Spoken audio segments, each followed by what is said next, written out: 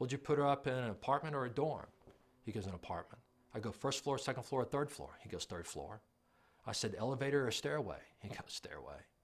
So then basically you pulled the U-Haul out there, carried all her stuff up, set her up in that third floor apartment, then got back in your car and drove home last night. Is that what happened? He goes, yeah, that's it. I go, well, do you have any other kids in school? He goes, yeah, I got one other daughter.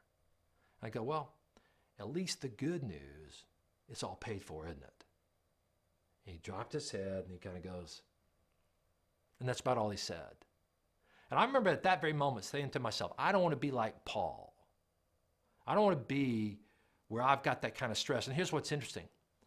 18 years and 9 months ago, when Paul did that wild thing with you know who, it was highly predictable that in the future, his kid was going to go off to school, and yet he didn't prepare for it. And here this guy is, he's a risk manager. He works with large businesses. He helps them prepare for risk, and yet he didn't prepare for his own. And I know a lot of salespeople, a lot of producers are just like that. They got all these big things going on in the future, and they're not preparing for it. So it made me think about this. In my family, there's Randy, Lori, Kendall, Hunter, Reagan, and Peyton.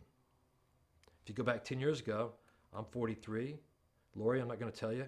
Kendall was 10. Hunter was 8. Reagan was 6. And Peyton was about 3. Now here's what's highly predictable. If Kendall's 10 at that point, and we sit here and we'll look 30 years out, 6 years from now, which is right about there, Kendall's going to need a car. What's a car cost? Well, it depends on what you want to put your kid in, but we prefer to be safe and give her a nice car that starts in the wintertime, that the air conditioner works in the summertime, you know, that the wheels are not worn out and tired and messed up, and they don't have to like worry about going out there and putting the booster cables on and trying to get her going.